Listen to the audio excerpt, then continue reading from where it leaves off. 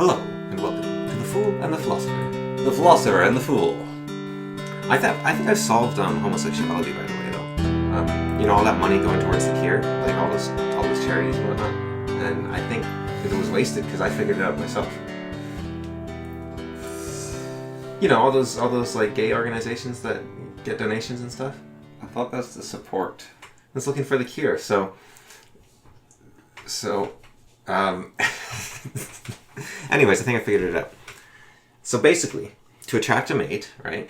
Yeah. You need to know what is attractive. Because you have to say, okay, what would women find attractive, right? Yeah. And so I think what it is just your what would women find attractive thing for that to work, you have to recognize an attractive man to know this is what a woman would want, right? So I think it's just that thing going like full tilt powerful. And your attractometer has just become too powerful. And it's now telling you, like, yeah, attractive men. And it forgot about the attractive women part. Let's start the podcast again. We're only 4 minutes in. Okay. What are you going to talk about? I think I'm in an oil coma. I think I had too much oil. It'll wear off in a moment, and then I'll be at, like, peak performance. Well, you've got a list of things to talk about. This one? Yeah. I'm kind of done with this list, really. I think I want to use my new list, which just has 2 items, and one of them you just poo-pooed. Which was me solving homosexuality. I have done your list. So I'll use the other thing from my new list, I guess. Okay, so it's actually kind of the same topic, but a different approach. So it's the idea of... Can I go? Okay. So it's the idea of can men and women be friends? But it's more than that. It's also to do with the legalization isn't quite the right way to look at it, but like of gay marriage, of gay relationships, more the cultural zeitgeist moving towards acceptability, right? Because we've talked about this before, like Patroclus. It's not Patroclus. I keep getting that wrong. It's like Patroclus or something, but okay. Similar to that. Achilles' best friend. Yeah. You've got Alexander and his buddies. You've got the Frodo and Sam. You've got the king of Sweden, Carolus Rex. Yeah. Who started heavy-duty warfare against impossible odds at the age of 15. It's not like he had time for relationships. Yeah. You had that one Nazi commander who the Nazis thought was gay, but it didn't seem like he was interested in women or men. He just was interested in winning. Yeah. He was just so dedicated to winning, they're like, oh, that's a bit gay. And that's why the Nazis lost, obviously. Because now I was trying to think of the French. There we go. The French were on the winning side. And so you can see the contrast there. So I just think about World War I, World War II. Yeah. And then both times we had to ally with the French. Well, on the plus side, like with Kiesling was the Norwegian, right? Or was he the French guy? Was Kiesling French or Norwegian? Oh, no. Okay. Anyways, the French, half like the country betrayed the Allies, so they surrendered to the Germans. And I mean, to be fair, they're right there, and the Germans had their army right there, so it could have been devastating not to surrender. Yeah. But anyways, what I'm getting at is that women are perverts. No. No, they are. No, maybe some. Okay, so I have a friend, right? Supposedly, if men and women can be friends. Yeah. Who's a female friend. A female persuasion. Yeah. Unfortunate condition. We are developing a cure. And we're seeing the numbers increasing of people receiving the cure over time. But we haven't come to that day yet where where everyone is safe. And there's a lot of drawbacks. So, anyways, this is going to be a short podcast. We can talk about something else. No, go ahead. No, I'm okay. No, go ahead. It's very difficult leading a topic when you're in a fat coma. So I'm struggling here. My brain is working overtime. There's only one hamster left on the treadmill, and he's diabetes. Diabetes. So, this friend, I don't know how to tell you which friend I'm talking about without saying her name, which I don't want to say. Look, you're in an oil coma, yeah. and I'm in a mold coma. Okay. So we're just going to power through Yes. best we can. And then, That's why I'm asking you to come with a talk, because my brain no worky. well, I had this great topic, right, when I was downstairs. But the problem is I came upstairs, and now it's gone. So we could just talk about what we talked about at lunch. We had a whole podcast at lunch, basically. We should just put the microphone there. Anyway, we'll go back to that. Anyways, okay, so this friend of mine, I'll try to describe her to you so you know who I'm talking about. Okay. She is the one who is fairly, well, that's most of them. She's short, she's an artist, and she is very much into video games, and she has very dark hair.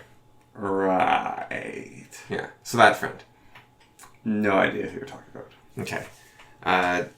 Go on. Yeah, anyway, okay, so anyways. It's not important that I know who they are. Yeah.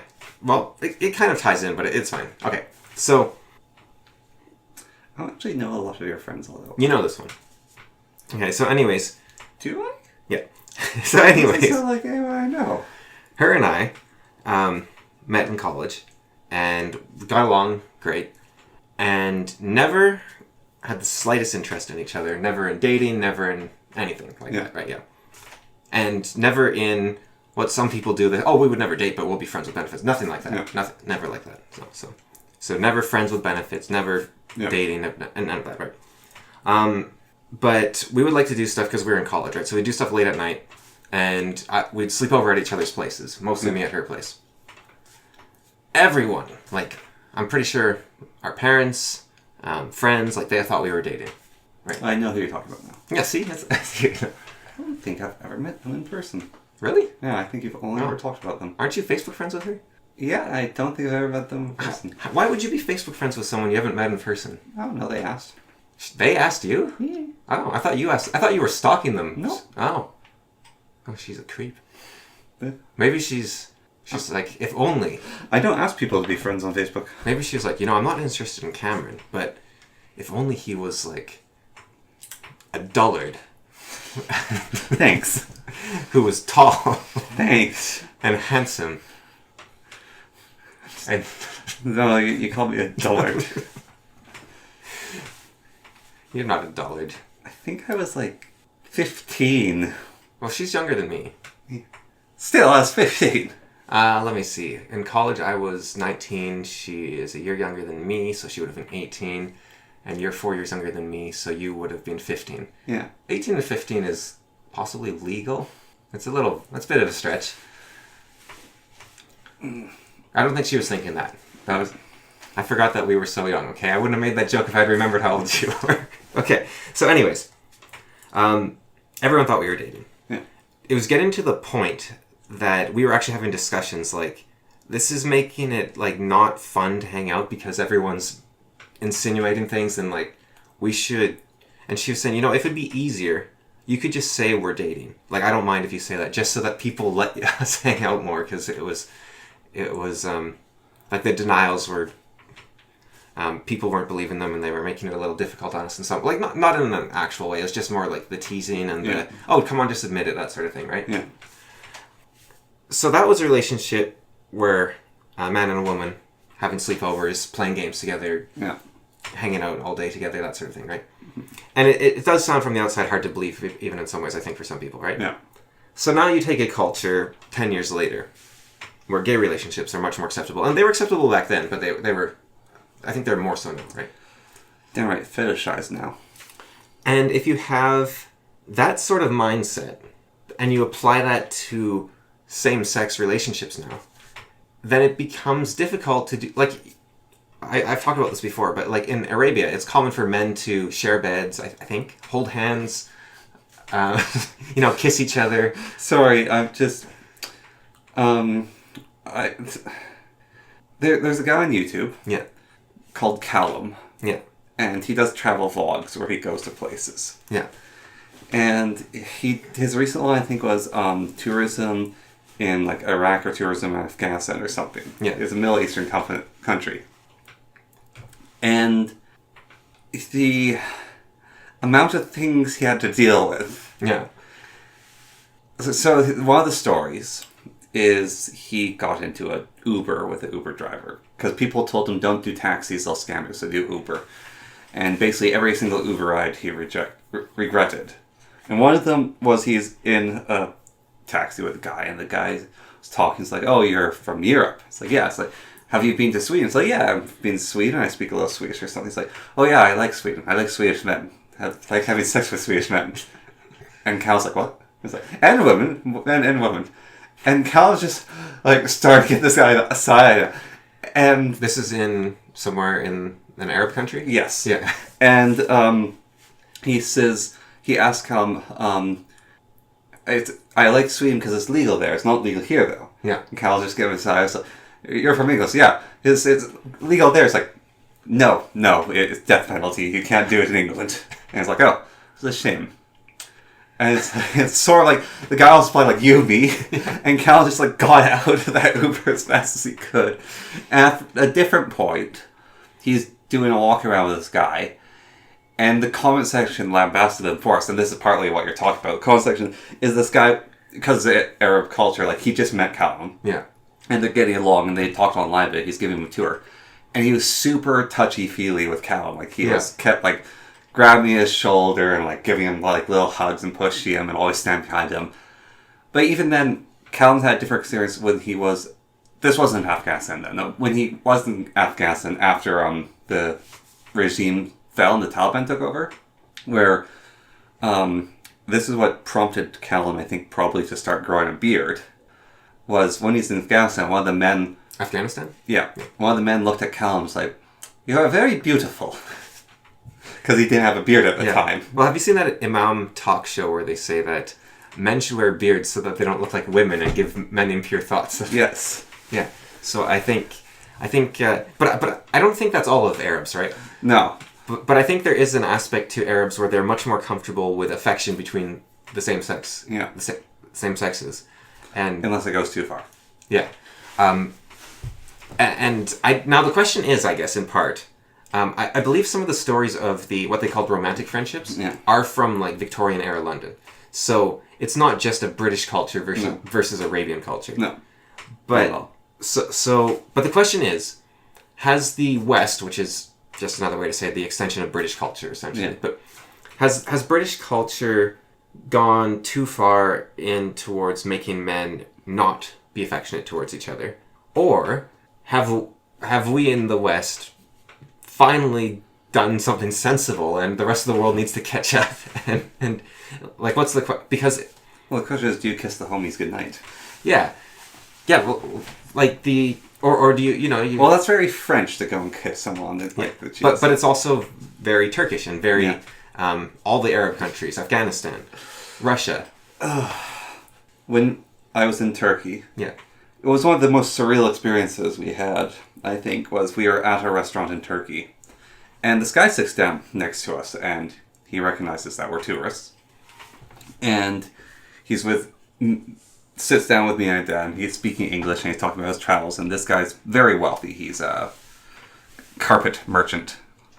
And he's saying to my dad, it's like, oh, you're very handsome and stuff. Yeah. And he's like, asking for British, because he said, I look British, and my dad looked German. So he's talking to us. And he's looking just like, and he says to my dad, do you have a daughter? And my dad's like, no. It's like, oh, that's a shame. Like, you're so handsome, and your son's so handsome. If you had a daughter, she'd be beautiful, and I'd want my son to marry her. I would have offered you many camels for it. And he's like joking around. Yeah. But it's just kind of weird. And then one of the really funny things is our dad just rolls with things sometimes on trips and experiences. And so this guy took us to a carpet shop, basically to look, I guess they're not carpets, they're rugs. He took us to like a Persian rug carpet shop. And gave my dad a tour of it, and I was outside looking at some buildings. And then they came out, they're talking, and the guy's saying, so what sort of price range are you thinking for a rug you want? And my dad's like, well, I don't really want a rug, but I reckon like the prices for them maybe like $5,000, $10,000. And the guy just burst out laughing. It's like, that is not the sort of rug you buy. You could buy like a small sample of a rug for that sort of money. Jeez. And this guy's like a collector, and he buys them for fun. So they're very expensive. So somehow we end up like speaking with a millionaire. Yeah. Just ran into this guy. Yeah. Yeah, but so their culture is very different. I was pointing out, it's like, if you had a daughter, I'd marry her. Yeah. And going back to that, though, the question of the UK versus Arabian countries or Afghan countries, is it the result, we've talked about this before, in the result of like legalizing gay marriage and acceptability of gay relationships in society? And is that a swing back that will swing back to where it was? You know, you just have to get over this little hurdle, right? Is it that culture changed independently from the acceptability of gay marriage? Like, what is making people look back at Achilles and his best friend? Or, well, not even his best friend exactly, like Pericles or, no, Patroclus or whatever his name was, right? Yeah. I'll just call him Patroclus for simplicity, that's not his name, but was like 15, right? So he was kind of like his squire. Yeah. Right, yeah, so he wasn't even, like, I mean, they could have been best friends, but he was his squire. Yeah. Which, I mean, there is this, I don't know if it's true or not, because again, history makes everything difficult, and we think we know things when we don't, and we know things. So pedestry was something that the Greeks supposedly practiced, right? So there could have been something there, but even if they were, I don't know what it's called, if he was his pediatrist or whatever, if he was his personal pedophile, whatever they call it, that doesn't mean they were gay. Because the Greeks, it was very symbolic for the Greeks, right? Yeah. The relationship they did. So it was more of a sign of submission to a greater power than anything. So it, and even if it was gay, it doesn't mean that Achilles was gay. Yeah. It just means that Patroclus was gay. Because, you know, the Greeks and the Romans, they had very different views. And it is actually interesting when we, the definitions we give, like if we say Alexander slept with this guy, right? It's like, well, maybe he did. That doesn't mean he was gay. He was Greek. You know, like Sorry, you said he was Greek, and all I just heard was he's gay. Yeah. And he wasn't even really Greek. He was Macedonian. But, I mean, they were kind of Greek, but they were the barbarian Greeks. Yeah. So is our culture... So, because I don't think it will swing back, because, like, the story I told you about me and my friend, right? Yeah. That was because here's a relationship that otherwise would probably be a romantic or sexual relationship that isn't. And so, therefore, it must be that this is the case, right? Because that's the most likely scenario. And even if you deny it, nobody listens to the denial. Yeah. They just think it's one way and it's the other. And then on that note, then, can we say men and women can be friends because things like that exist? But culturally, we don't see that as being a possibility. And what is the definition? Like, I've heard people say, like, a man and woman are only friends if one or both of them aren't interested in each other, right? Yeah. Because otherwise there's the option for a relationship, and you would take that option. And if you're already in a relationship and you are interested in someone else, then you shouldn't be friends with them, because then you're just denying that relationship or something like that. And then on that note, that would suggest that, like, gay men, let's say, couldn't be friends with other gay men. Or men in general. Well, I think the possibility for the relationship is the key there. Because if you're like, this is just impossible, then I think... Well, I guess it depends. Does friendship actually necessitate the denial of relationship first? Because it doesn't have to, right? Like, you could just... Can a friendship exist even though it only exists because of a denial of relationship? Yes. The whole thing is, I think a lot of people of both genders have been burned in one way because they have longing to a certain extent, or they didn't want to be desired and someone did desire them, they thought as a friend. Yeah. I think part of it can come from that. But I think there can also be respect beyond that and mutual friendship beyond that. Have you seen those Jubilee... This is tied into what you're saying here. Those Jubilee videos where they have people go on like a blind date, sort of, where they have a lot of different things they do. But they have these ones where they have people sort of talk about relationships that are either had a crush on each other when they're in high school, or maybe they're ex-lovers, or maybe it's like, our best friends set us up because they thought we were perfect, so now we're going to go on a date for Jubilee, right? Yeah. And a lot of the time they have to answer the question, what is the worst thing a partner could do for you, or what do you look for in a partner? Yeah. And so often, and Jubilee participants, they're normally in their early 20s. Yeah. But so often you hear, like, cheating on me is the worst thing that could happen, and, you know, it's the worst, and it's horrible. I look for a partner that's faithful above all else, right? Yeah. And first of all, no imagination. Like, if your partner ate your child, Yeah. that's worse than cheating on you. Yes. But I think they mean within the realms of hopefully possibility, right? Yeah. But what's interesting is how often they talk about cheating being the worst thing ever. But there's a book, it's called Tiny Beautiful Things by Cheryl Strayed. French? No. No, okay. Oh, no. Ugh. Oh, what was that book that Germaine Greer wrote? Have you heard about that book? It was like The Beautiful Boy or something. And there's a picture of like this topless boy on the cover. And it's like, it was written in like the 60s. So. Sorry, I wasn't thinking about that. I was thinking about more of the cheating side of things. Is, you know, in France, it's not legal to have a heredity test done. Oh, yeah. I see what you mean. That was because of a war, right? I don't know the exact... There was a good reason for that law. It was... Yeah, but they kept it. Yeah, but it was like World War II or something. They couldn't spare...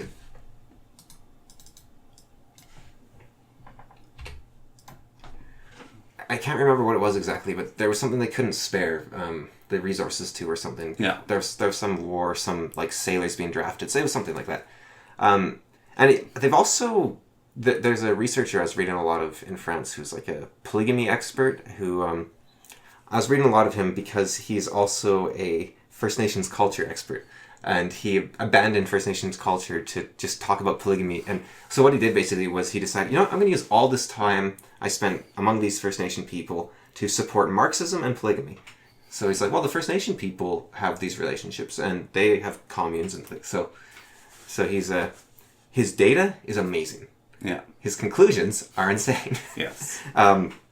But he's now just dedicated to polygamy, and apparently it's very common in France. I fear on that data thing that a lot of, it's not all of it, but unfortunately is a lot of it, that First Nations culture is almost the same thing as what happened slightly with Wicca. Right, where it emerges from nothing because... We don't know. Well, actually, I looked into... Because a lot of culture, especially around here, is based on East Coast culture. Yeah. Or West Coast, yeah. Yeah, West Coast. Yeah. Actually, like the whole Two-Spirit thing? Yeah. That is not a First Nation-wide thing. That's specific tribes. Now, most tribes do have a conception of a man dressing as a woman or a woman dressing as a man. Yeah. But tribe to tribe, it's treated very differently. Yeah. Some of them are like, whatever, don't talk about it, it's fine. Some are like, this is a very spiritual person, and it has nothing to do with gender, it has to do with them being set apart from the people. Some of them say, no, this person does have both genders, and it's not. Some people say, this is a fool to be mocked and shamed. Some say, into the volcano. Yeah, some say, like, this is horrible, this is terrible. Up here, a bit further north, actually, if a family didn't have any sons for, like they had a bunch of kids, all of them were daughters, they might go to their youngest daughter, or the best daughter of the pick that they can think of, and say, okay, you're my son now. And what that entailed was they had to take dried bear ovaries, and they had to put it on their inner belt, so I guess... You had like two belts for whatever reason. Yeah. Your outside belt and your inside belt. Maybe one for your secret stuff. But so you'd attach it to your inner belt. And you had to have your hair in a certain way. And you had to...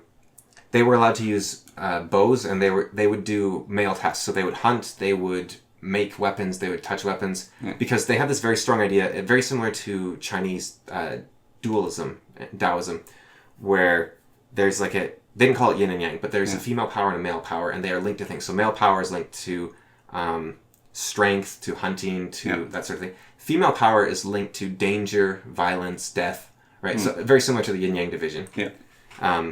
Female power is passive, male power is active.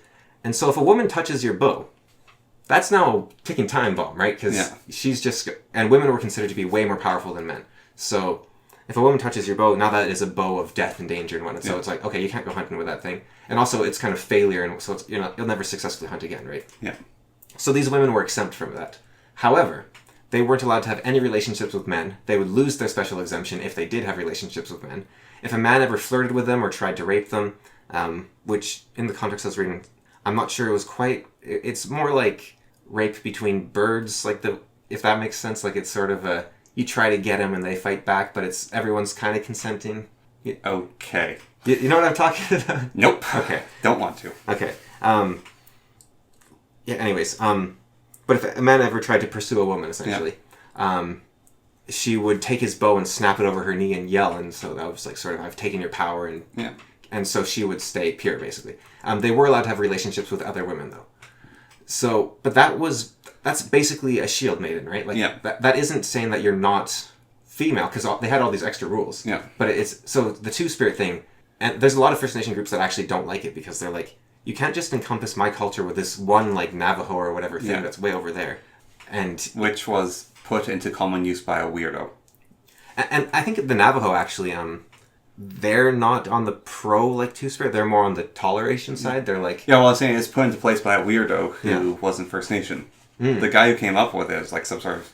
Well, I think, like, it was an idea that existed within the First Nation, but he sort of popularized it and expanded it to everything. Yeah. And like, there's some groups that it fits very nicely with them, but you can't apply it to everyone. So... Yeah, well, so that's... you're talking about some of the weirdness of Japan. They have the Otanoke. Which are those men that... So they actually have two things. They have two interesting things. So Otanoke is a man who just dresses like a woman, lives as a woman. Yeah. They have their geisha, which are women. Yeah. Except men can be geisha. Okay. But they're women. Yeah. They're not Otanoke. Otanoke are men. Right. But geisha men are women. Yes. Of course. And then in plays, only men are allowed to act in plays. Yeah. And their plays have female characters. So it's often so much in Japan is families who have like do the job. So like samurai were samurai, assassins, there was assassin clans. So their plays performers were play clans. Yeah. And quite often the roles of women would be played by the sons, like the teenage sons and even younger boys. And so sometimes it really messed with your troupe if you didn't have enough sons and your sons got older and they could no longer play the female roles, because then you couldn't have female roles in your plays. Right. So yeah, there's different cultures that do it differently. Yeah. And what are those they're like women that wear blackface? They're kind of like tomboys? Oh, that's a new culture. Okay. Those are... I can't remember their term. It's not blackface. It's ridiculous amounts of makeup and tan. It's like Gira or something, right? Or like... Gyro or... Yeah. Yeah. Yeah, but no... so that is actually imitating Americans. Oh. Where it comes from, because Americans got really tanned when they were stationed in Japan. Oh, okay. And they had blonde hair. And so it was basically getting a huge amount of fake tan, and then getting blonde hair, so having your hair dyed. And then evolved outward to having like slightly unnatural colors of tan, really big lipstick, like sometimes white lips, stars on your face, crazy big hair, huge amounts of eyeliner. Just more and more extreme. Yeah. Yeah, it's interesting how... And what's interesting is that's also associated with... It's funny, it's associated with punk culture, and it's associated with being cutesy. So it's like, this woman could be like a punk who her boyfriend's a Yakuza member and she'll beat you up. Or she could just be a really cutesy Japanese girl. Because whenever, like, exotic cultures, right? Yeah. They're always more attractive for the culture, like, to a degree. And I think that might actually be... This is going to be strange, but the left-right divide of foreigner versus friend, right? Yeah. I think might actually be the right wing will like the occasional exotic beauty, right? Whereas the left wing wants everyone to be this sort of cosmopolitan hodgepodge, right? Yeah. And so I was reading this... Yeah, the right wing joke of the delicious brown woman. Yeah. Or never ask a KKK member what color his laugh is. You know, that sort of thing. But, like, you look at... Or the joke with the two spurs, like, I can't wait to be a white nationalist like my dad. Dude, we're in a Latino. Yeah, exactly. There's a... But... Like, the European story was like the Persian bride, right? The mysterious Persian princess, or the Egyptian princess, or something. The foreign. And then the First Nation, I was reading the story where these brothers, they're all unmarried and they're getting on in years, you know. They're getting into their, like, 20s, you know. Yeah. Not married losers. So their great uncle, I think it is, because a lot of the cultures of the Athabascan cultures, your uncle's in charge of taking care of you, right? Yeah. Or if you're a male, if you're female, it's your aunt. Yeah. So their uncle... I wonder about the accuracy of it actually being your uncle, or is it just like second uncle, third uncle, vaguely related? So this is actually your uncle in this case. Okay. Yeah. So what we would call uncle. Yeah. Because they actually do have a lot of terms for these things, but they're so complicated. it's kind of like how we were talking about homosexuality with the Greeks. The First Nation Athabascan groups did have a lot of familial terms. Yeah. But they don't translate one-to-one to our terms because it's based on moiety a lot. So it's like your mother's organizational group, like, but only half of it in a way because you alternate every sex and like marriage. Right? Yeah. So it's not done the same way as like a clan is for the Scots, for example, because that's based on blood relations more. So you could actually marry, like they were incest was punishable by death among a lot of the First Nations. However, you could potentially marry your cousin or sister without counting as incestuous, depending on how everything played out, right? So that's because of you had to marry someone from the opposite group? Opposite moiety, yeah. And so depending on how it all shook out. And that's the wolf and the crow here? Yeah, and it's kind of the same everywhere, but it has variants, so it'll be like the raven and the wolf, or it'll be like, I think some of the coyote and the tarantula. Well, some groups even have like orcas, I think, like instead of wolves. So it's kind of like regional. But so they go to their uncle comes and he says, "Okay, I'm gonna get you guys all married. So this is what I'm gonna do." So he makes each of them a bow of different colors. So he makes a guy a blue bow with blue arrows, and a guy a yellow bow with yellow arrows, and a guy a red arrow bow with. So he makes all the brothers different colored bows. He says, "All right, I'm gonna go out into this field, and you're going to shoot your arrows. You're just gonna shoot them as far as you can." And so they all shoot, and then I say, "Okay, all the women of the village are going to come up. They're going to go look for your arrows. And whichever arrow they find, they'll marry that brother." So all the women go out, and one finds like a blue arrow, and they're like, "Okay, and I found the blue arrow," and so they go marry the blue brother, and so on and so on. Yeah. The youngest brother, no woman finds his arrow. No one can find it. So he walks along to where he thinks he's shot it, and he sees a giant frog sitting in front of the arrow. And so he's like... That's what I thought. This guy finds a woman impaled by an arrow. No. So he says, "Oh, I guess no one found my arrow." So he like takes it off, and he's disappointed because he doesn't have a wife, and all his brothers have a wife. So he leaves. He goes home. In the middle of the night, he's woken up by a woman in his bed. And this is what I thought was interesting. The line is that she was beautiful, like a white woman. So that's like the sort of exotic, like the foreign, pretty white woman. Where's she from? And I can continue the story if you want, where I can just... She was a frog? Well, she was the frog, but she's like a Selkie, actually. She has a frog skin that he burns, and then... That's quite often the burning the skin, so they're stuck like that. Yeah. But, and she's like a frog princess. It's actually a really disturbing one. So she's super rich. Of the skin burning. Yeah. Which is, I can't remember if it's the husband or the wife was the skin changer. Yeah. But basically, I'll butcher the story. Yeah. So, guy is out hunting, and there's this wolf that's basically following him around. Yeah. And it turns out to be a woman. She can remove the wolf skin to be a woman. So they marry each other. Yeah. And he wants her to stay with him. So he destroys the wolf skin. Yeah. And then when they have children, it's 5 wolf pups. Yeah. No, that's it. It was a woman who was lost in the woods, and it was a man. Right. And so she destroyed his wolf skin. Yeah. And so when she has children, she gives birth to a bunch of wolf pups. And I'll just go with my made-up version. Yeah. And so freaked out by the children, but it turns out they can change skins as well.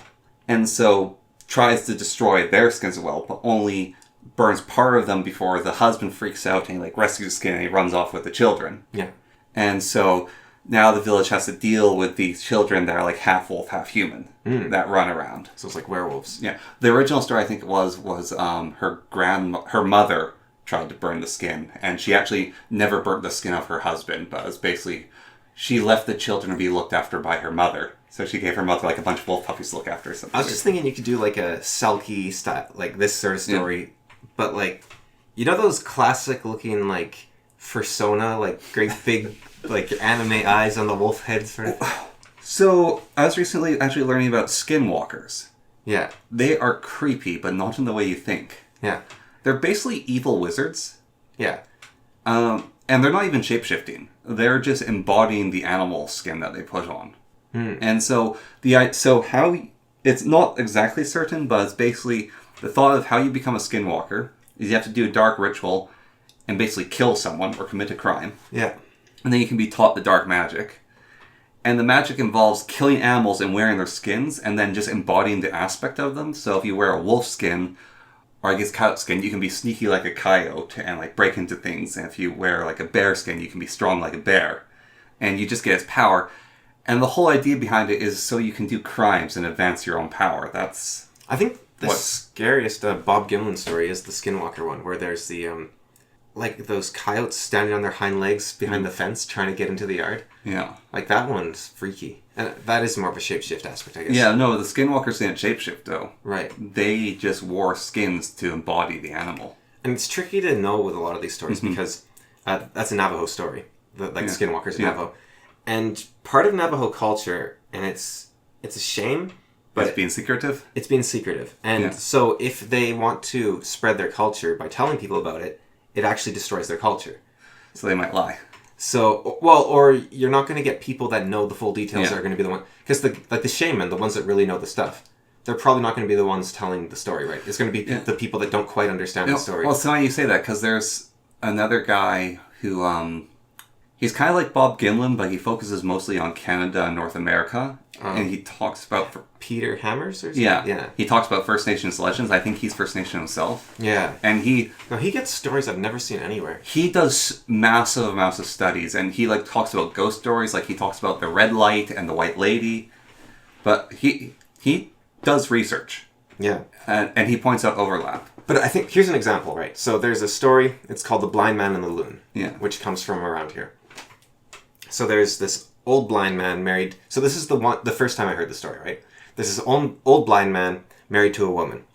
And this moose comes crashing through the trees. And so the blind man says, okay, get me my bow and then point me at the moose and I'll shoot it. And so she hands him his bow and she directs him. She's like, okay, it's right in front of you. And she like turns him to it. So he shoots it. And then she goes and she takes her children. She says, I'm leaving. And so they leave. And because he can't see them. He's like, don't tell your father. And so they leave and run away. Yeah. And then a loon comes along to the blind man and it says, oh, you look troubled, brother. And he's like, I can't find my wife. Where's my wife? And he's like, oh, well, here, come on, climb onto my back. And so the blind man climbs onto the loon's back. And then the loon dives into the water and pops back out. And he says, another time. The blind man says this, another time. So it dives into the water and comes back up. Another time. It dives into the water and comes back up. And he's like, almost one more. And then he goes up and then he can see. Mm. And then so he goes and he finds where the moose was and he cuts it up and he eats it and he brings a bunch of it, and he goes and he hunts down his wife and his children and he kills them all. And then he goes into town and he like puts his affairs in order, and then he goes off and lives off in the woods somewhere. Yeah. I was like, what was that story, right? And it's like, that's not a story. What is that? I heard a telling of it where the person... Because what happens is you just half remember your like grandfather's stories, right? So I heard a much closer to the original version of the story. So basically... There's a blind man, and he ends up in a marriage with this young woman, and the woman resents him because she has this weak, feeble husband, and he's old, and it's weird. And so this moose comes into the woods, and she point me at it, and so he shoots, and he says, and he hears like a thunk, and he's like, okay, because the moose ran off into the woods. You don't just see it, right? Like you might shoot it, and then it runs away. So he's like, no, that killed the moose. Definitely killed the moose. Like, no, it didn't. You're useless. And he's like, no, it definitely killed it. It's like, no, it didn't. Go look and you'll see. And she's like, whatever. So she takes the children. She looks, and sure enough, the moose is actually dead in the woods, even though she didn't believe him. Yeah. And she thinks, okay, this is my chance. We'll butcher the moose. We'll take all the meat. We'll get out of there. We'll leave him to die in the woods, and then we're good to go, right? And then the blind man, he's waiting for his wife to come back and waiting for his wife to come back, and he doesn't come back, and he doesn't come back. And so he's starting to die of dehydration because it's been like 2 days, and she hasn't come back. And so because, you'd expect her to like track down the wounded moose, spend a day butchering it, and then... So you would expect to have to wait a while, right? Yeah. But it's been 2 days, he's dying of thirst, and so... But then he hears a loon calling, and he thinks, okay, if there's a loon calling... And what's really interesting, if you pay attention to a lot of the First Nation stories, and I'm sure like other old stories too, they actually teach you how to survive in the world. Because he hears a loon calling, so he thinks, that means there's water nearby. And so if you're a kid listening, you're like, oh, if I need water, listen for birds. Yeah. And so he starts stumbling towards the sound of the loon, and then he keeps running into trees because he can't see, right? Yeah. And so he asks the tree, like, who are you? And the tree says, oh, I'm a pine tree. He's like, okay, I'm not near the water. So he's stumbling along, and he's like, who are you? And I'm a willow. And he's like, oh, a willow. Okay, I'm getting closer to the water because the willows grow closer. And then he comes into a new tree, and he's like, who are you? And I'm an alder. He's like, okay, I'm right on the riverbank because alders grow along water, right? Yeah. So, or right on the lake shore. So that teaches you, if you need to find alder, they're near the water, and follow willow. So he goes and So all the First Nations around here, they used to, at least most of them, go on like a sort of vision quest when they were little. So you'd go off and you have to stay in the woods when you're about 14 on your own for up to several months. It was like a night to several months, basically. And eventually a spirit animal would come and visit you in your dreams and tell you a special rule, like, you may only eat my wings, or you may not eat me at all, or you may not harm me, but I will guide you, I'll teach you how to do this. And so his spirit animal was the loon.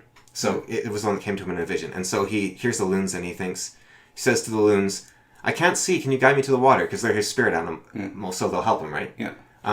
Like they're his special bonded species. Yeah. And they say, yes, we can help you to the water, no problem. So they guide him to the water, and then he drinks from it, and then they say, oh, what's your problem? It's like, oh, I'm blind, I can't see, and I can't find my wife. And then they say, okay, climb onto our backs and we'll help you. And he's like, what? I can't climb onto your back.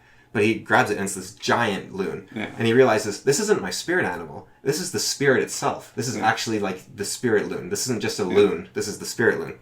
So he climbs onto its back and it dives into the water. And each time he dives into the water, it improves his vision a little bit. Yeah.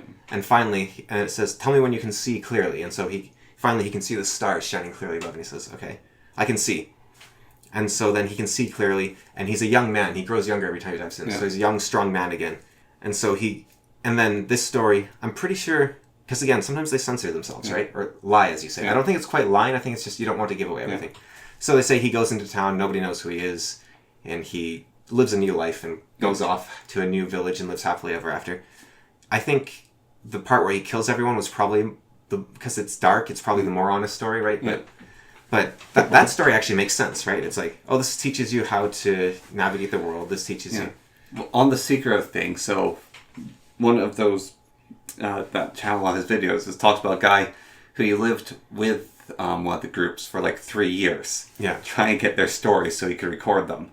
And they would never tell him stories. And eventually some of the younger hunters would talk to him. They'd tell them their own personal experiences. I was thinking, like, it took a ridiculous long time for the communities to trust him.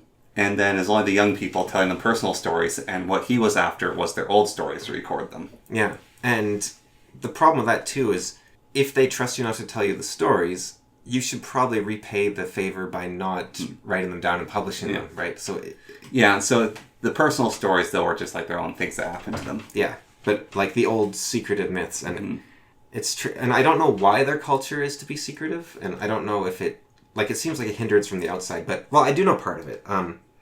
I talked to one elder, and she was telling me, and she told me a few of them. She asked me not to tell anyone, so I won't. But there's a lot of medicinal properties of very common plants around the Yukon. Yeah. Like very, very strong medicinal properties. And she was saying, if you teach people that these exist, without teaching them how to use them, they will abuse them. You will have people use them wrong, you'll have people use them for the wrong purpose, for the wrong timing, or you'll just have massive industries come along and clear cut every bush to get the magic juice, or as it were. So, you read The Warden Man, the first book, right? Yeah. Remember how the old witch had dynamite? Maybe. So in the story... Wasn't she a young witch? No. Oh, the one that taught the woman, right? Yeah. Yeah, so in The Warden Man, it's basically a post-apocalyptic world where demons came from underground. Yeah. And there's an old witch who's basically a medicine woman who lives in the woods. And at one point, people can't fight demons with their weapons. And she comes out of her hut, and the way the author describes it, but basically she's holding lit sticks of dynamite. Yeah. And she throws them at the demons, and the demons explode, and it kills them. And it's like, this witch can kill demons, and the Warden Man asks her to teach him basically how to make dynamite. Yeah. Because he's gathering knowledge of how to kill demons. And she says, like I would give men the power of fire and wind again. Yeah. You already destroyed the world once. Yeah, exactly. And I think that's what the Navajo and the Athapascan groups in general sort of believe, is that only the people that can earn it for themselves, that you can trust with it, should have it. And so it's a bit like the secrets, or... Oh, like the mysteries. The mysteries. Yeah, exactly. But they actually still hold to them, right? Whereas the mysteries... the ancient Greeks, like Pythagoras, they had sorts of, geometry and arithmetic was, the secret that people will abuse if they get their hands on it. And, Pythagoras probably caused a scientific explosion, so you can't deny, he's all the flaws of the modern world could be his fault in a way.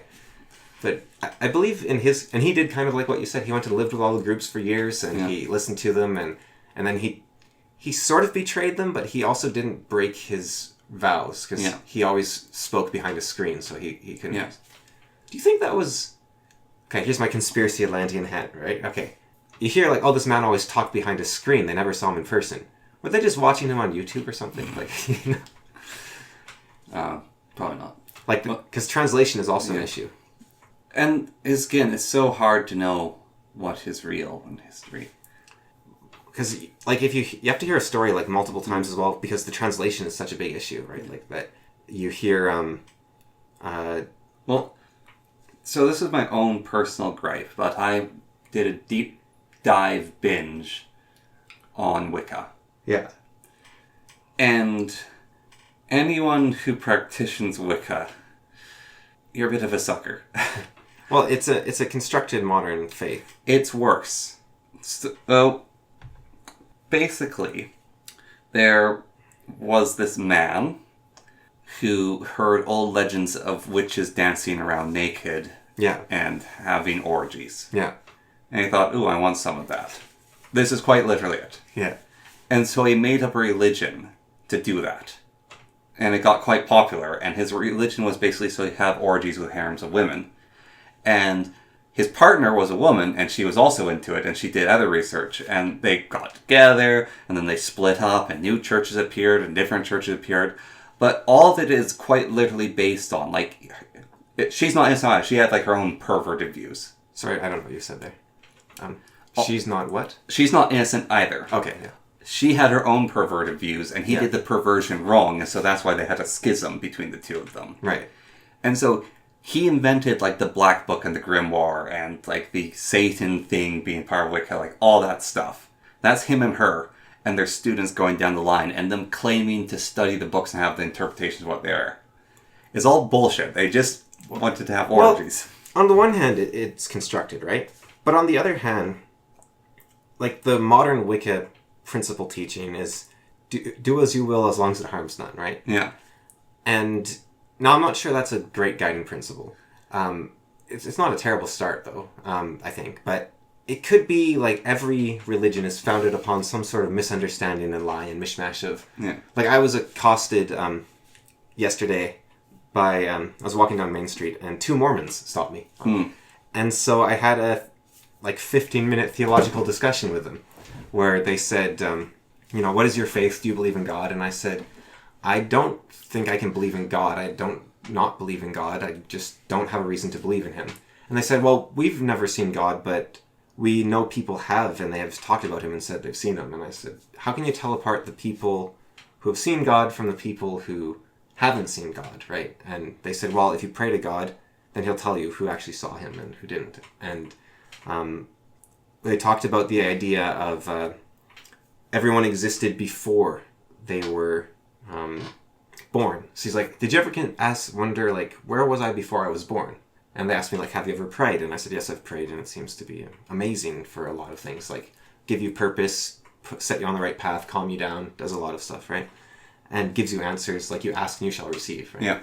And sometimes you receive, like, I want a car, like, pray for a car and you get a car, it's not that you're handed the car keys, it's like, oh, the neighbor has this car for sale and you have the money in your pocket, and it's like, and what's going on, you could say on a scientific level, let's say, if you want to ignore a more mystical element, is just, if you pray, you're aligning yourself to pay attention to those things that will give you what you want, right? Yeah. So you might have ignored, oh, the neighbor's got something for sale, it's like, yeah, whatever, but they got something for sale, what is it? Oh, it's a car, oh, okay. That sort of thing.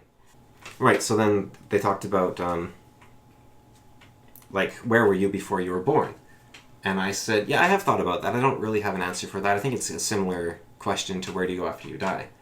And they said, well, in Mormonism... Well, they don't say in Mormonism we believe. They say it as if it's true, right? They say, so where you were was you were a spirit, and you were perfect in every way. You're completely in tune with God, except that you didn't have mortal flesh so that you could make mistakes and grow and learn. And Jesus was the one that perfected that and showed you that you could be perfect in a mortal form, and he redeemed all the sins. They kind of glossed over the... Unfortunately, I didn't have my list of quotes from Jesus here, because I think Jesus being the scapegoat of God, the Lamb of God, that's a very complicated idea that maybe they didn't understand it because Mormons on a mission are like 18 or something. Yeah. Right? And also, they told me why they're not called Mormons. They're called the Latter-day Saints, Church of the Latter-day Saints.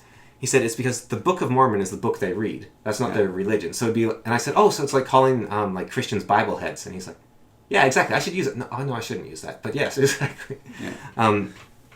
It'd be calling Christians Bibles. Yeah. Yeah. So, but it's so much easier to say than the church, members of the Church of the Latter-day Saints, right? Yeah. So I think that might need to accept Mormon. Like, if you were called people like Bibles, it's not the worst thing, right? Yeah. It's like, here's our book, sure, fine. Call them all Johns. Yeah. Like, a lot of nations, like the Germans, right? Yeah. Spearmen. They had spears. We called them spearmen, right? Yeah. That's not what they called themselves. Or Japanese. That's not what they call themselves. Yeah. Chinese. We don't call them that. Yeah, but see... We're the Anglo-Saxons. That's what we call ourselves. Like the Chinese, for instance, are a good example, right? Because that's just Emperor Qin, right? Like, these are the people that live in Qin's town.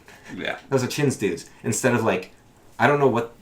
They properly, but it's called the Middle Kingdom, right? That's China's name. It's like Zonggu or something, or that's horribly pronounced. I'm sorry to the Chinese. I'd need to see it in front of me so I could remember it. But so I said, oh, so that's like the idea where like the rain in the sky, it's closest to heaven, it's perfect, it's pure. It comes down to earth and it gets trapped in the mortal, profane soil. And you'd say, why would the seeds ever go into the soil? But that's where things grow, and that's how you get the plant. And they said, that is an amazing way to represent that. Like, that's an amazing metaphor. We're going to use that. Which I thought was funny because that's the, like, the cult of Dionysus's... secret teaching of all ages. Yeah. But it is also like the yin and the yang, right? Where the woman is the passivity and the man is the action. But in order for life to occur, the man must act upon the passivity, and then the passivity must grow with a new life.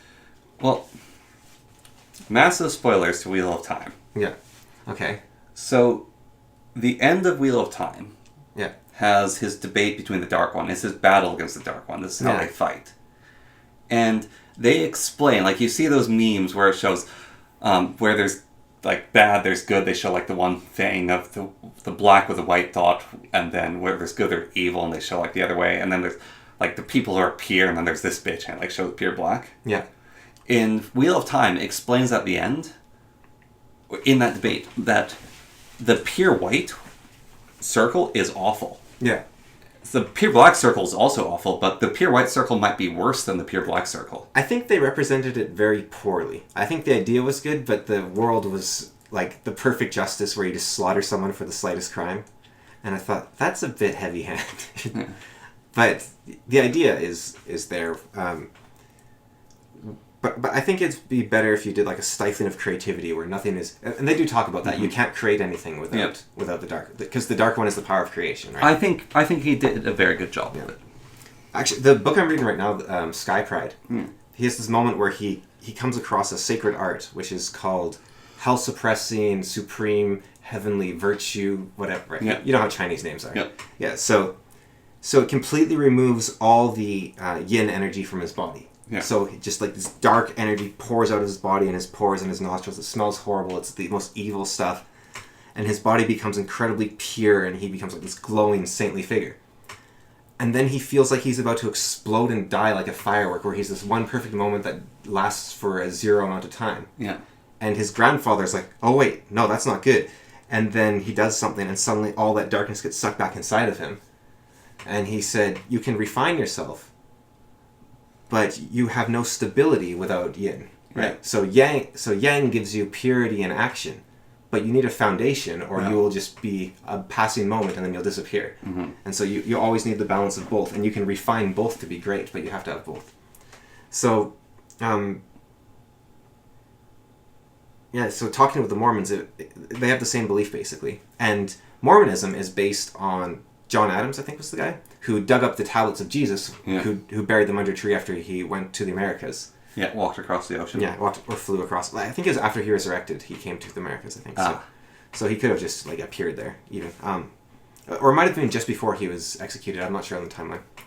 But the whole story sounds a bit nonsense to me, because even if Jesus did that somehow, right? Which is Jesus is a very down-to-earth character in a lot of ways. Yeah. And that's sort of what makes his ascension to godhood all the more like, whoa, a normal man is also God. But him like going all the way to the Americas and knowing that someone's going to dig up this golden tablet, that seems a bit more like Indian mythology, right? Where it's like, well, also one of the things, I don't know who was saying it, but one of the things that was very important about Jesus in my mind is he never wrote anything. It's the book of Paul, it's the book of John. Right. Jesus didn't write these things down. He taught it to people for them to teach to other people. Yeah, and he was talking with them, yeah. Yeah. So, it is a little strange, but let's say he did all that. Yeah. I don't trust the founder of Mormonism, even if he dug up this golden tablet, that he actually said what was on it, right? Yeah. Like, have you seen that Family Guy where there's like the buffet and Moses is there and he's loading up his plates? He's like, oh, sorry guys, it's really lame, but commandments right here. You know, they say Moses goes first at the buffet. I wouldn't do it, but God told me to do it. Yeah. And it's like, how would you know, right? Even if this John Adams or whatever his name was like the next Moses, right? Yeah. You couldn't trust him necessarily. Maybe you can pray to God and God tells you it's true. Maybe that's how you get around that loop. But the problem with that, the problem with God telling you that you can trust someone when they say God exists, so therefore you know God exists, is you need God to tell you that he exists, right? Yeah. So why would I listen to anyone and not just have God reveal himself to me personally? And even if God revealed himself to me personally, why would I believe God? Well, my problem, partly, with people saying they've talked with God, is going back to Brandon Sanderson for his own series. Yeah. Is remember that character that had the God in his head that told him to kill everyone? Yeah. And then when he's dying, it last time I was like, the funny thing is you were never insane. And basically his whole life he's being harassed by a god of evil. Yeah. It's like, well, if it's Satan telling you those things, but Satan's pretending to be God. Yeah, exactly. Like, how do you tell apart Satan and God, right? Like, isn't Satan called the pretender or something like that? Like, that's a tricky one. And that's where your own judgment comes in, because even though we are mundane earthly beings, we do have that spirit of the divine within us, right? So that's where we can have the judgment to decide if it was God or not. But that also means I can't just take Mormonism on faith, because who knows, right? Yeah. And if it's... But Mormons, I could be wrong here, but when I look at Mormons, they seem to have things figured out. Like, even the missionary thing. They're going downtown. I was talking to these guys. They waved to this woman who's passing by. It might have been an American woman. I think she had a bit of an accent, but I'm not sure. She was black, which is unusual. Used to be unusual around here. We have a lot of air trains now. Yeah, but I don't think they would have like a... They speak French, I think. Like, they wouldn't have had like a sort of Canadian/American accent, I don't think. But I think she had a bit of an accent, but I could be wrong there. Anyway, she said, "Don't you dare wave at me," and went past. And I had this moment of like, you come into my country and you insult my annoying people. These are my annoying people. But I mean, maybe she was Canadian too. I'm not sure. But you go at a very young age and just have to talk to a ton of people that don't like you, don't want to deal with you, and you have to do it all in your own dollar. Like, you have to save up money for your whole life until you can do this mission for like 2 years, and so it's very difficult to do. I think that sets you on a pretty good track, because you've done this very difficult thing and you've been completely self-sufficient at a very young age. Yeah. And then you look at Mormon, like, they get married young, they have lots of kids. You've got like Brandon Sanderson, you've got Orson Scott Card, you've got Studio C, you've got the piano guys. Yeah. Like, they have this huge community where they talk to each other and they seem to get along quite well. And like, they seem to have, to some extent, things figured out. Yeah. Now, the problem with the missionary thing for me is actually they're salesmen, right? Like, having this theological discussion on the main street out of nowhere was very fun. I actually enjoyed it a lot. Yeah. But then they're like, oh, you know what, we're doing a thing tomorrow night. You should come to that, and here's our pamphlet. And then also, you should come to our church on Sunday, and here's the... I'm like, look, you're not going to change someone's mind in the moment. And I actually feel bad, because they said, what are you doing Tuesday? And what I should have said is, I live way out of town. I don't want to drive into town Tuesday night to go see some Mormons talk about whatever, right? Like, I don't want to do that. But I said, well, I'm doing a podcast, so I might... And he said, oh, you should bring your brother, because then you guys can talk about Mormonism on your podcast next time. So they got me. Dang it. No, they're very nice guys. And for that part's very fun, like just the discussion. Yeah. But then the salesman pitch at the end, it's like... Because they're not humans, right? Salesmen aren't human. They're machines for selling you goods. Like, they're completely focused on the sale. They don't see you as human. I was looking up how much do estate agents make yesterday. Yeah. And Google now gives you like an AI answer with things. Yeah. And I was considering asking it,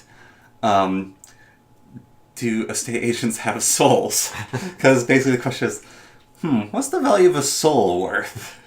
Well, but that's the thing. Like sales, there's no soul in sales, right? Yeah. Because it's all about getting to the sale, and that is the thing. Carney, the old Carney, not the, not Carney, Carnegie. Carnegie and How to Make Friends and Win People. He was talking to salesmen, but he was saying, look, the most important thing in sales is to actually be a human being. Yes. Like, that's what his whole book boils down to, right? It's like, you can't just try to get them the thing. You actually have to... What hobby do your kids have? Oh, my kids also trade hockey cards. You guys want to come together next weekend and they'll trade hockey cards? Right? So what I did, when I was talking to them, they're saying, oh, can we actually... I don't know if they're trying to give me a text from Jesus or what, but they're like, can we get your phone number? And I was like, I don't have a phone. I'm like, what?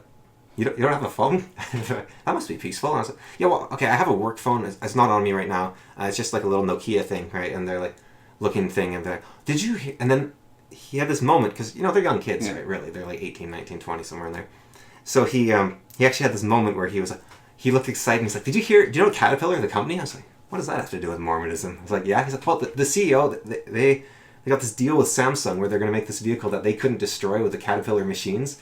And so they're going to make this super strong phone, and I really wanted one of them. And I was, see, this is what you should be doing, right? Yeah. You should actually be showing a human side to yourself. Yeah. And getting excited about things. And instead of acting like this weird pulpit of Mormonism. Which is very interesting to talk about, but get rid of the sales pitch and I'm much more engaged, right? Yeah.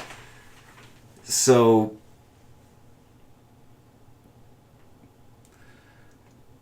Gonna have to walk me back. Why were we talking about the Mormons? Back to the bundles of sticks.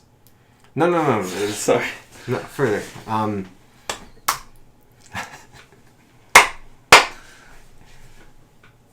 But we were talking about the Mormons in response to... Oh, right. So the Wiccans. Yeah. Mormonism sounds very hooky, right? Yeah. Like, it doesn't sound like real. However, the things he was talking about, like Jesus being incarnate in flesh, and that we were divine before, and we were put into the earthly soil, and then we become even more divine, and we rejoin with on the level of God when we go on, is a universal message that has been throughout all of human history, right? Yeah. Like, this is something the Egyptians talked about, the cult of Dionysus talked about, this is something the Taoists in China talk about. It's an idea, you can even see it in some First Nation myths, like, it's everywhere. Yeah. Right? This is a very fundamental human force. The duality of male and female, of action and growth, right? And Mormonism has encapsulated that in a way that resonates with some people, which I think is very important. And I'm actually interested in reading the Book of Mormon to see how it does it and goes along it. As I am in, like, all those stories that has their way of doing it. And so Wiccans probably are tapping into the same universal truths, right? Probably. Even if it was fabricated, and even if it's... And the other thing I wanted to talk about was with the Wiccans could be, like, the people of... the Woses, were they called? Yeah. That was, as I understand it, sort of the foundation for Wiccanism. Like, that was the witches that were going skyclad, right? That was the idea. And they are, like, a semi-mythical group of people who are the original inhabitants of the UK. Yeah. Who were probably, like, Bigfoot adjacent or Denisovans or something like that. And I could very much believe they existed, and also that at some point maybe they did have witches hiding in the woods that were... It's because it's one of those things where it's like... every time a story is redefined, it's like, people believe this, but actually it's this, right? Yeah. You have this nether layer up here, where, like, H.H. Holmes, right? The most, like, horrible serial killer ever, killed hundreds of people in his death trap hotel. It turned out he killed, like, 2 people, and he had a messy bedroom, basically, right? But maybe 10 years down the line, it'll be like, actually, no, that was his cover, but he was a bit more insidious than we thought. And, like, it can keep going, right? Like, there's always another layer that gets added on. And even if this guy made it up just so he could see a bunch of women naked dancing around in a circle, he could have been drawing on something he read about that interested him. That was a bit more like the people of the Woses, and... Because they were... Now, from the descriptions of the people of the Woses, I don't know if seeing them naked would really be that... Because they're meant to be super hairy, right? Like, they're the very hairy people that were dancing around naked, so... Well, there's a lot to England and its old myths as well. Yeah. Like, he also drew from the Druids. Yeah. And the Druids were not the Woses. And the Druid revival is kind of interesting. I actually learned something very interesting about the Druids quite recently, last night. which is, so there was this whole process for selecting druids and having the druid council. And it was abolished by the Catholic Church. Yeah. So its structure in England, the Catholic Church structure, so the Archbishop of Canterbury is the Archdruid, and all the other bishops are druids. Oh. They have the exact same structure. It was transferred over. Oh. Because it was so popular, they actually couldn't get rid of it. So their whole religious structure in England is actually still based on the druids. Huh. That's cool. Yeah. You know that, I don't know if this is related to the Druids, but York, like the place? Yeah. The Duke of York... He had 10,000 Yeah. men. Well, he's still... He marched them up the hill, and he marched them down again. So he's still around. I mean, there's a new one, obviously. Yeah. But when he signs his letters, he signs them, I think it's like Lord of Yew or something like that, like the tree. Yeah. Because York is named after the tree, the yew tree. And the yew tree has this immensely, like, deep roots. Oh, I don't know if the tree literally does, but the mythology of the tree is deeply tied into British, like, folklore and everything. Like, there's churches that are... There's a church where its door is, like, built inside a yew tree, and you have to go through a yew tree. And which is interesting because yew trees are highly poisonous. Like, every part of them is poisonous. Like, the leaves are poisonous, the bark is poisonous, the sap is poisonous. And so there's tons of stories of people committing suicide with the yew trees and, like, poisoning people with yew trees and doing all sorts of mysterious things. And then, of course, the longbow is made from the yew tree, so it's famous for that. But no, it's even the stories of King Arthur are interesting because King Arthur is Christian. They're looking for the Holy Grail, which has the blood of Jesus. Yeah. It's a very Christian story, and lots of the records are very Christian. So the guy pulls a magic sword out of a stone, and he talks to a lady in the lake, and if you go back to their paganism, like, women were basically, like, in between the water and the land is where the spirit realm is, so that's what lakes are. And so the Lady of the Lake is basically a spiritual force of England coming out and giving him the sword that he is the king. And there's Morgan Le Fay, who's the evil witch, and that's very Christian, fighting evil witch. But then there's Merlin, who's his teacher and his confidant and his ally, and he's a wizard, and Christians are meant to be against wizards. Yeah. But then there's Merlin, and then there's Lancelot, and he does a bunch of adultery, and he serves the Lady of the Lake. But Lancelot's also one of the greatest knights, and he's a Christian hero. And then even Arthur is the once and future king of England. And when he's mortally wounded, basically dead, sometimes he is dead, he is sent to Avalon, which is the Undying Lands. Yes. And that's, like, some people, oh, he's sent to heaven. It's like, no, he's not sent to heaven, because if we look at the stories, Percival touched the Holy Grail and directly got beamed up to heaven. Yeah. Arthur doesn't go to heaven, he goes to Avalon. Which is basically the Isle of the Blessed, or Tir na Nog. Yes, he's going to... He's not meant to go to heaven yet. Arthur's not dead. Arthur's coming back to be the king again. And there's actually this tradition in English heirs to name them Arthur. Yeah. It's funny, we actually never had a King Arthur because they would die or something would happen or there'd be like a coup against them. But there was this sort of thing of you name your son Arthur because he's the once and future king of England. Right. And so it's a reincarnation of Arthur.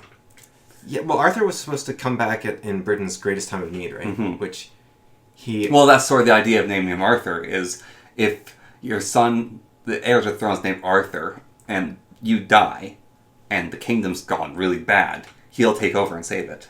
But if he didn't come to stop William the Conqueror, then, like... Although, I guess you could argue that the Normans are kind of part of that Anglo-Saxon lineage, because... Well, if you look at... So, Arthur wasn't even an Anglo-Saxon. He was an Anglo. Yeah.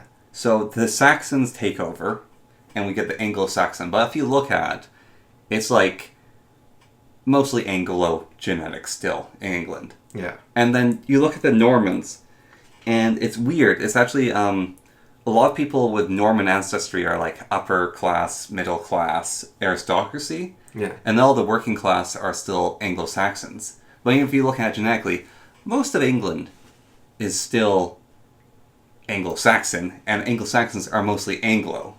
And then the nobles are German for some reason. Yeah. And then they're like, and I guess the Gaelic people are just kind of, like the Celts and whatnot are just... Yeah. Well, the Celts were the tribes that Arthur fought. Yeah. Like, Boudicca, well, I guess the Romans, because Arthur would have been a part of the Roman Empire? No. No? No, he was right before them. Well, he was like the year 500, right? So he was after the Romans, but... He is before they invaded. No, he would have been after. Because the Romans invaded, like, way back in the... Okay, yeah, maybe he was after. Because he's after, right. London existed, right? So, yeah. So London was a Roman settlement. Yeah. So he... Well, it wasn't a Roman settlement, but the Romans turned it into a city. He's technically not the king of England, he's the king of Britain. Yeah, which is interesting, because Brittany is in France. Yeah, but he's not the king of Brittany, he's the king of Britain. Yeah, but it's... we don't actually know the origin of the myth. Like, we don't know if it's English, or if it's Welsh, or if it's French. He's most likely somewhere in Wales. Or if it's a Pictish myth, either then. Yeah, he's most likely somewhere in Wales. Because we talked about, I think, before on the... Like, we talked about Taliesin, right? Yeah. And how he served King Arthur. And, yeah. And how he was kind of... who was it at the time that it was possibly linked with? It was that Welsh king who survived the British expansion of, like, the Isles and taking over everything, basically. And he built that castle in the swamp. Well, one of the other interesting things, though, is so King Arthur's father, Uther, was a pagan. And King Arthur's a Christian. And the people that King Arthur fought were pagans, and he was a Christian beating them all. And one of the really interesting things is the Sword of the Stone might not have been actually a sword and stone. It's a symbol of basically... Britain is without a king, and you can be the king if you take the sword out of the stone, because the sword is the symbol of authority, and the stone is the ground. And so if you take the symbol of authority, you will be king. And... Studio C has a great... Well, there's a really depressing thing in the Fate series, actually, because Japanese people get obsessed with other people's mythologies and culture. And in it... it is Merlin. I think this is actually part of the real story, but Merlin basically tells Arthur when they're a kid in the Sword's and the Stone. It's like, if you draw this sword, you will die terribly. I think that's part of the legend, is Merlin can see the future and tells Arthur, if you draw the sword, you will die terribly. But if you draw the sword, you will knight Britain, and you will make a kingdom that is great. And so Arthur's goal was to draw the sword and make a kingdom that would outlast him. And then some myths, it's God tells him find the Holy Grail. And so that's why they do the quest to find the Holy Grail. Other interpretations is Arthur has to find the Holy Grail so that he won't die a horrible death, because he is told, you'll die a terrible death if you draw the sword. So Arthur actually had the choice not to become King of England. Could have just lived his life. And probably actually had a pretty good life. But no, he took the difficult path. And even if you look at all the knights, some of the... It's kind of like the divine inspiration of the Greek mythology. Some of the stories were written much later on. Apparently, like, one of the people who wrote the story's teacher was an occultist paganist. And so that's what influenced a lot of writings. But you look at the different knights, like the more extended knights, and they're like from all over the world. Like, one of the knights of the Round Kingdom was basically like a sultan. And one of them was Galahad's son, the Black Knight. I think is Galahad's son. And the description of him was he was entirely black, besides his smile, which was brilliant white. And so, and the legend where that comes from is Galahad basically went off gallivanting. Right. And he married a woman in Africa, or had a kid with her, and then that guy came back, and it's like, he could beat everyone in a duel. He even beat Lancelot in a fight. And so when he fought Galahad, only Galahad was good enough to beat him. And then he revealed he was Galahad's son. And so there's like that knight, and one of the other knights was basically a wizard. Isn't Galahad Lancelot's son? So wouldn't, like... Oh, you beat your grandpa in a fight. Good Well, job. it's hard to say because Galahad and Gawain are the same person. They're the same person? Sometimes. But sometimes they aren't. Right. And so... And that's the same with... Isn't Gawain Guinevere's brother or something? Yeah, no. And then there's, like, Percival and the other person get mixed up sometimes. Like, the knights Percival and Galahad, yeah. Yeah, the knights are very vague. Yeah. Like, the only one that's not vague is Lancelot, basically. Yeah, and Arthur. Yeah. And Mordred. Because Mordred was a knight of the Round Table. Even Mordred's a weird person, because he had the sword Morgaine, I think. And, well, that's actually interesting. Sometimes Mordred kills Arthur with Excalibur, and sometimes he kills Arthur with Morgaine. Which is it his armor that's gold or his sword? His armor is gold. Yeah. So, Morgaine... Whoever you declare will die by it dies by it, right? Yeah, and it was forged in Dragonfire. Ooh. And so that's the special property of Dragonfire. And so when Morgaine and Excalibur clash, there's a problem. Because... You can't lose if you have Excalibur. Yeah. And Morgaine kills whoever it goes against. Yeah, and so... and Arthur didn't have Avalon at the time. Oh, his scabbard? Yes. Yeah. And Avalon makes it so you can't bleed out. Yeah, you can't die. Yeah. Well, that's one of the legends. And so, if he had Avalon, he would have survived fighting Mordred. But he didn't, and so he gets stabbed with Morgaine, and Morgaine's tip breaks off and goes towards his heart. And he kills Mordred, which is really sad, because that's his son. Mm-hmm. And Arthur loved Mordred. If you go to some of the legends... Why do you name him Mordred? He didn't. So, what... What's her name? Morgan Le Fay? Yeah. Is the ultimate consuming mother. DC actually does her really well. Like the comics? The animates... The... Justice League? Yeah. Where he's the little boy, and she keeps him young forever. Mordred is? Yeah. Oh, I didn't know that. Yeah. But... So she has this horrible incest child, and she raises him. She doesn't teach him magic. What's the order of operation? Like, who is Arthur's mother? So... Because didn't Uther also do a little magic, like, change my appearance sort of thing so he could sleep with his sister or something? Or I don't know that, but they're half-siblings. They're not actual... she's his half-sister. Right. But they're, like they're both Uther's children or something. And Uther, like, slept with his sister or something, like, weird. I don't know Uther's legends. Yeah. But, very inbred family. Yeah. Well, so... Arthur was in love with Guinevere. Guinevere was in love with Lancelot. Yeah. Arthur and Guinevere never had a child. Lancelot was in love with Arthur. No. Lancelot loved Guinevere, but for his love of Arthur, he forbid himself. See? It's a different kind of love. No, there's only one kind. But, so... Morgan Le Fay doesn't teach Mordred magic, because she knows that he'll become more powerful than her in it. Right. And she raises him in secret. And then she sends him to Arthur to become a Knight of the Round Table. And he becomes one of the best Knights of the Round Table. And Arthur depends on him for everything. And then he reveals to Arthur that he's his son. And Arthur's like, that's not possible. I don't have a son. I haven't had any child with Guinevere. We've tried. It doesn't work. Yeah. I don't have a son. No, I'm your heir. It's okay, Father. I'll be your heir. You don't have to worry about dying. You have an heir. Just recognize me. And who's your mother? It's Morgan Le Fay. Yes, basically like, I cannot accept you. Get out of here. Yeah. You are not my heir. You're banished from the Knights of the Round Table.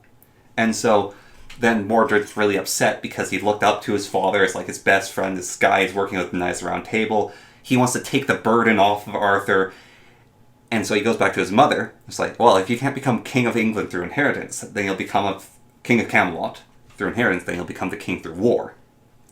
And so she gathers all of Arthur's enemies. Right. And this massive army attacks the kingdom. There's actually a hill where Arthur died on, supposedly. And Arthur with the knights fight this army and gets killed. Were the giants around still? I don't know. Yeah. She might have had the giants also fight him. Yeah. And they fight each other and basically everyone dies. In the Merlin series, it's kind of epic. It's the same sort of thing happens. But then there's this massive fight, and Arthur gets stabbed. And throughout the whole Merlin series, this is a TV series, he's been hiding his magic. Yeah. And he sees Arthur get stabbed, and there's these armies coming to destroy Camelot. Everyone's like, alright, I have to stop hiding my magic. And he stands atop this hill, and he just unleashes a lightning storm, and he kills the enemy army. Does it ever bother you? Like, maybe I haven't really read a proper amount of the Arthur myths, right? Yeah. But Arthur is the original sorcerer's apprentice, right? Yeah. And the moment he gets that sword, like, you don't ever hear about him, like, shifting shape or casting spells or like, he's just the dude with the sword after that point. But he should, in theory, be one of the best wizards in Britain. Yeah. Like, he just doesn't come up that often. But actually, Guinevere really brings me back to my when we got distracted. So Tiny Beautiful Things. Yeah. So, Arthur says he has no son, which assumably means that he knows that Galahad isn't his son, even though Galahad is Guinevere's son. And so that probably suggests that Arthur is actually... Well, no, that's weird. What is suggested is basically her heart was never in it, and it is believed that you actually had to love someone to have a child with them. Oh. So that's the whole thing with the king killing all his wives to get rid of them. Is basically like they... Oh, they don't love him. They don't... Yeah. Right, okay. Interesting.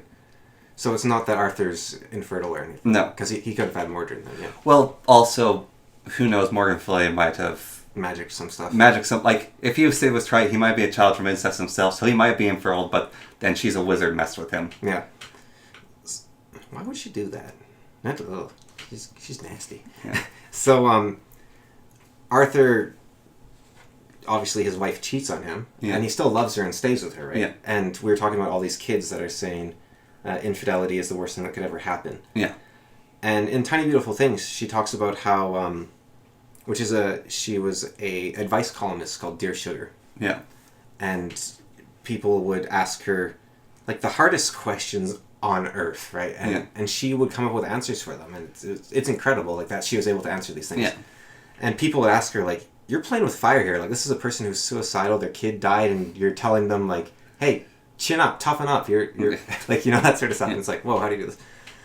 But she had someone ask her, basically, like, I thought my older sister, I looked up to her all the time. She was the greatest older sister ever. Everything she did was perfect. She knew how to live life perfectly.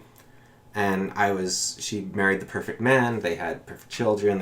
And I was going on a walk with my sister one day, and I said to her, wow, how do you have such a perfect marriage? Like, I wish I could find someone, but just someone cheated on me, and I just can't find anyone. And then her sister started laughing, and she's like, what? She's like, oh, well, here, I'll tell. I've never told anyone, but my husband cheated on me. And she's like, what? He's like, yeah, he cheated on me about, like, 2-3 years into our marriage, and it took a lot of work to get us over that, because it was this huge betrayal. And eventually we worked our way over it. And so she sent a message to Dear Sugar and said, how am I supposed to accept that my sister has this perfect marriage? Her husband cheated on her, and like, why are they still together? And so Cheryl Strayed sends back a letter and says, I cheated on my husband once, and he cheated on me once. We're still together after 30 years. Yeah. And it was incredibly difficult to overcome it, and very difficult to get back together. But if you actually love each other... Now, this isn't saying you should always stay with someone, and she does say that, right? She's not, but she's saying it isn't as simple as someone cheats on you, it's over, right? Yeah. Like, life isn't that easy, where you just have a rule. Well, if we go back to the Arthurian legends, I think one of the worst things that happened to poor King Arthur with Guinevere is so he marries Guinevere, and he loves her. He loves her madly. And she's into him. Yeah. But then Lancelot shows up. Yeah. Well, Lancelot saved her life, right? So. Well, no. No, he didn't. Not yet. Oh, that's later? Yes. No, this is why it sucks for Arthur. Is Lancelot shows up. And he's hot. Yeah. God, Lancelot is so hot. And he's the best knight ever. He's the best knight. He breaks Caliban. Right. Because he and Arthur have a duel.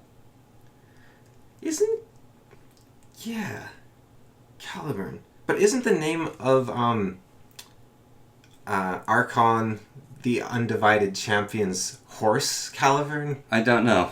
Yeah, anyways. Yeah, he breaks Caliburn, and that's when Arthur has to get the sword from the Lady of the Lake. Yeah. Is because he dueled Lancelot. Yeah. And so, like, man, Lancelot is just the best. Yeah. And so they actually have an affair. And King Arthur banishes Lancelot for this. And he wanted to kill Lancelot, and Guinevere tells him not to, so he banishes Lancelot. And then, finally, he lets Lancelot come back. And then Guinevere gets kidnapped.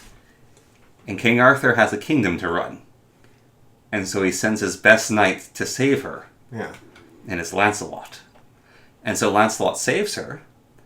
And she wants to fall, like, madly in love with him, like, make out with him, when he saves her. And Lancelot's like, no, your husband is King Arthur. We've been through this once. But there's a moment where he wants to, but he doesn't. And then, why King Arthur didn't have Avalon is because Guinevere took it. Because she thought she needed it for something. I don't remember the reason. And she took it because she was resentful to Arthur for not letting her be with Lancelot. And she was resentful to Lancelot for having that friendship with Arthur. Right, so she gets him killed. She gets him killed, and Lancelot blames himself. And so he goes to the Lady of the Lake, and he draws his sword, and he's going to kill himself with it. And she says, no, you're not allowed to do that. You can't kill yourself. You have to atone for it. You can't have an easy way out. And so she curses him to become the Green Knight. Yeah. And he becomes the Knight of Envy, because he is envious of Arthur and Guinevere. And when he finally atones for being the Green Knight, she says, you may take off your green armor, and you may wear the red armor. And so he becomes the Knight of, I think it's Anger or Passion or something. And he has to serve her as the Red Knight for a lot of years. And when that anger is burnt down, so now you can become the Black Knight. And the Black Knight's empty. And that's his final punishment is the Black Knight. He's burnt out. He's now the Black Knight. He's the one that becomes the guardian of the Grail, right? Or is that Gawain? That's Gawain. Yeah. Yeah, no. Arthur is the guardian of the lake. And Lancelot. if you look at... Sorry, Lancelot's the guardian of the lake. And if you look at it, Avalon's either across the ocean or it's in the center of the lake that the Lady of the Lake lives in. And so if you go to the old mythology and some of the stories, this is kind of like bromance, as we're talking about, is the once and future king will come across the lake. And when he reaches the shores, the man who will help him off the boat will be the Black Knight. And when he helps him off the boat, the armor will shatter, and Arthur and Lancelot will be united. And then, from his prison, Merlin will break free and lead the two of them back to... oh yeah, the boys are back. Basically, yeah, it's Merlin, Lancelot, and Arthur will save England. And all three of those men are terrible with women. Yes. So, yeah, there was a knight, was it Gawain, who's like amazing with women? Yes. He was, yeah. They need to take lessons from him. Who married the ugly woman? I think that was Gawain. Yeah. I'm not sure if it was, but I think it was Gawain. Yeah. And, I like In the Mists of Avalon, I think it's called. You know, that book that takes place in the modern day? Yeah. How they have Lancelot essentially try to commit suicide by going into the woods and attacking the most dangerous beast he can find. Yeah. But he can't lose. He's just too good. So Yes. he just keeps fighting forever, basically. And It's like the one good... Although, the one interesting thing about that book, actually, is it combines Norse mythology with Arthurian legend, which is pretty cool. Well, Tolkien kind of did that.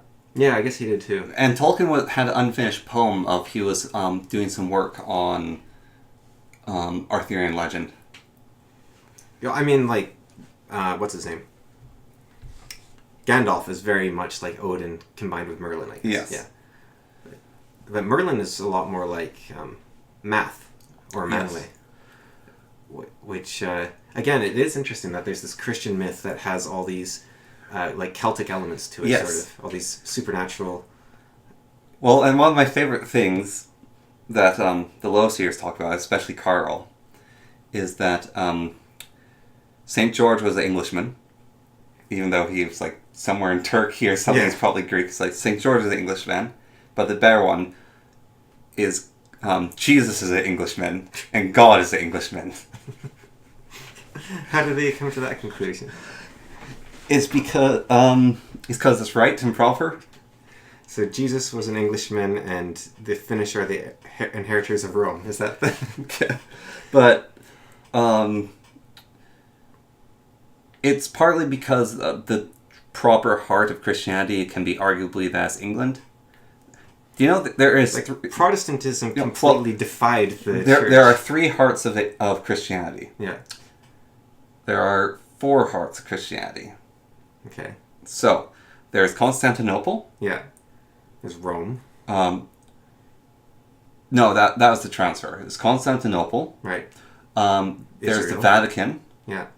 Israel and England. Except Jerusalem, I guess, specifically. Yeah. Yeah. Jerusalem and England. Because what, they were in charge of the Crusades or what? England because they won. And God was on their side. Except he wasn't, was he? Because during the 100 Years' War, the French won. But also because like St. George and because of the king is the head of the church. And so the English had their own version of Christianity. They have the English church. And if you're looking at the link between the original myths and the Arthurian, because the Arthurian legend, they were all the ones we have access to are written like hundreds of years after. They're like written in the 1200s to 1700s. Yeah, so like 500 years or more after it happened. If it did happen. They're just very popular books for some. But it just kind of sprung. It might have just been a single monk that made it all up, right? Like it's kind of like the Wiccan thing. We don't know. But they do have a lot of tie-ins to like Math and Merlin, like I was saying. But you could say Arthur is very similar to Bran the Blessed, right? Yes. But the thing about Bran the Blessed was because he also had the myth that he in England's time of need would come and save everyone. But William the Conqueror actually supposedly dug up his head and destroyed it. Yeah. Because he said, "I will protect you, not Bran the Blessed." Yeah. Which, if that was Arthur, that's a problem right there. But that's actually interesting. Is even after the fact, Arthur and Lancelot were kind of best friends. Yeah, because kind of like the Tiny Beautiful Things, it's a lot more complicated than that.